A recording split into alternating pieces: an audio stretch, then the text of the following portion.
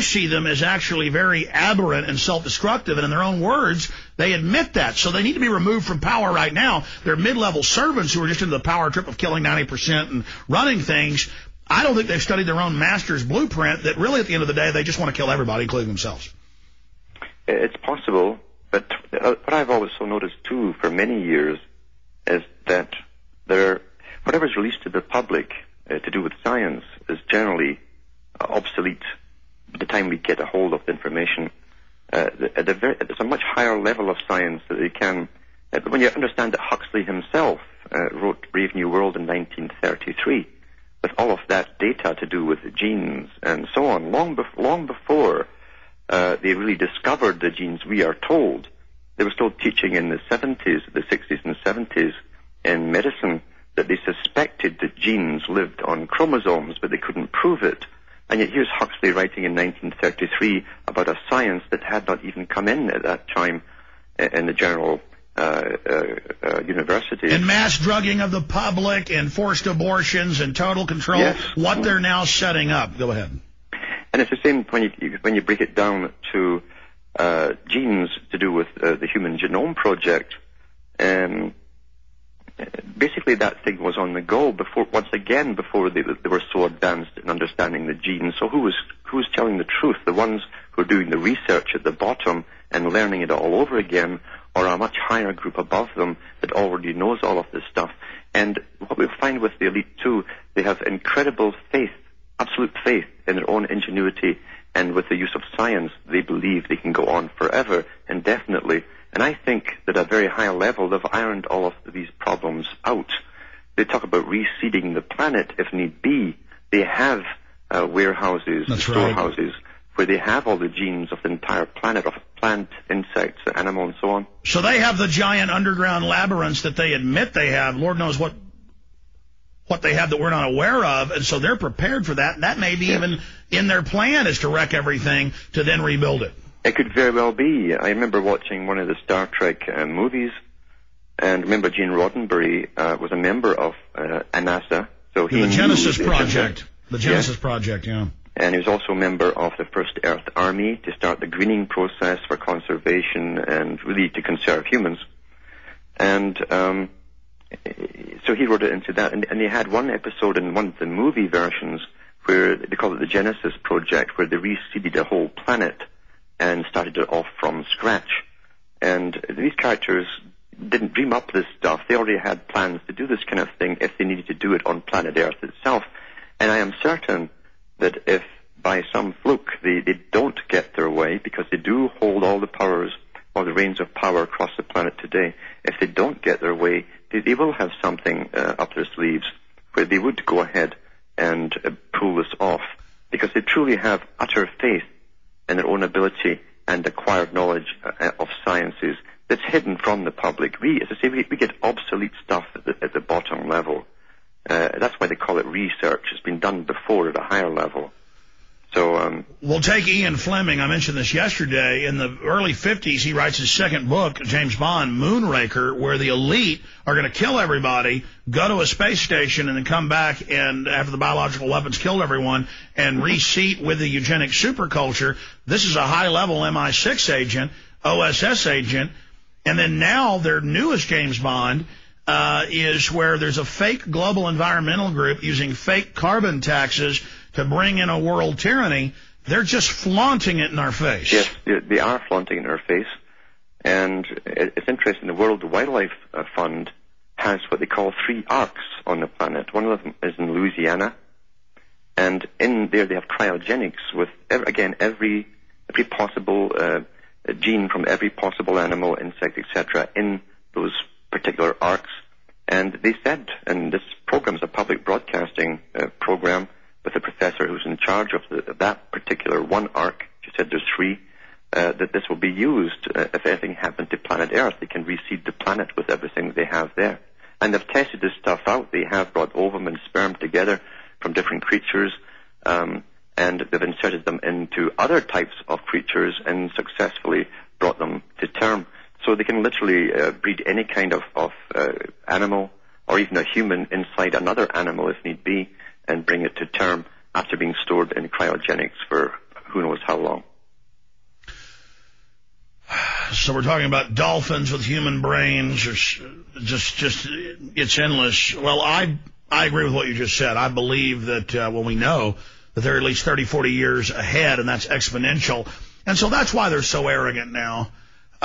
In the time frame, how do you see them with the soft kill weapons? They've already turned up the ambient background with the soft kill weapons, with the cancer viruses, with the barium and aluminum spraying on the public, with their operations worldwide.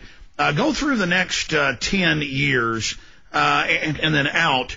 And I understand this is a projection from your deep research, but I've done my separate research, and that's why I'm always so impressed with is that you're always on the same line and even bring it further in many cases.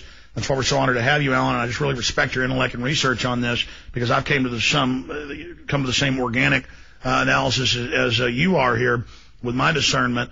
And discernment's really just your full mind capacity, the electrochemical computer you have, listeners, integrating all the information, and of course their own statements. Break down specifically when you believe they'll start mass plagues or smaller plagues to get us herded into cities, to train us to live under total control, and into more of a THX 1138 type system, rats in the cage. And then when do the mass cults come? And will they use neutron bombs, as the Ministry of Defense says they may, or will they use special race-specific weapons, blaming it on imaginary terror groups in caves? And how will these phases unfold, and in what time frame for I always said 80% extermination. That's in the public documents. Now they're in the newest documents saying, well, really, it's 99%. We just told our underlings 80%. It's really we're going to kill 99% of people. So go ahead. Yes. When you go into the records of the think tanks that advise NATO, for instance, and the U.S. Military as well, they're identical. They're all identical, all the projections for the future. And this starts really with a statement right after 9/11, 2001, where they said this will be 100 years war. And everyone was shaking their head saying, well, why would it take 100 years to finish off the Middle East? They weren't talking about the Middle East. They were talking about a long-term strategy plan for the entire planet. And these think tanks, in their own records, will always use history. They'll tell you where they get their ideas from.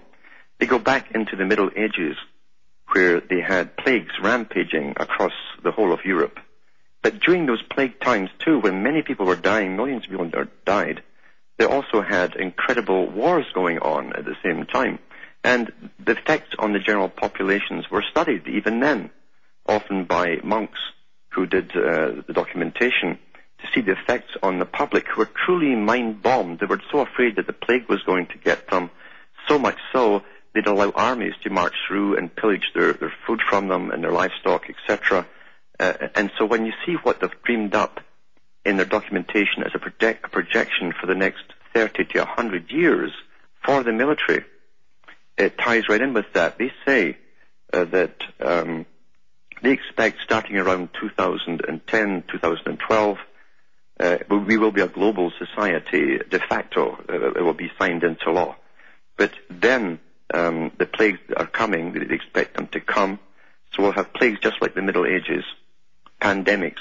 Now, pandemics are ideal for bringing down a population of even the whole world, but not too suddenly, because a pandemic can be contained within an area. It can die off and reappear 2 or 3 years later and kill off more in the same area. So it's a long-term takedown. That way the people who are alive can bury the dead. It's not untidy. They're all out of sight, etc. So we clean up our own mess as we die off. And at the same time, they expect there's going to be massive food shortages, which they had again in the Middle Ages. And in the Middle Ages, where you had various armies competing with each other and kings for power in different countries, you're going to have a global society here where the people will be revolting for lack of food, because the food supply of the world is now tied up into about 5 corporations' hands. And we know the United Nations, under their own mandate, and the Department of Agriculture, say that they will be responsible for doling out the food to every nation. And part of that will be to keep down the populations. If your population increases, they will not increase the food supply. But what you're going to find is once they give you a quota for maximum population, the next year they're going to down that quota Africa again say, well, we know we told you this, but what they bring, there's not enough food to go around, so you have to bring down your population. So each country, will be up to them to bring down their numbers one way or another. And at the same time this is happening, you're going to have a world military managing the riots to do with food primarily and lack of necessities and medicines and so on. And they're prepared to use neutron bombs. So it's almost an update of the Middle Ages that they're bringing into effect. It worked then, and they believe it will work again. And they believe that by the year 2030, we'll pretty well be all died off, one way or another. Most of us apparently are sterile already, or almost so. And they believe then that China will start to decline massively, because even now, I think their population is 2 to 3 or 3 males to every 1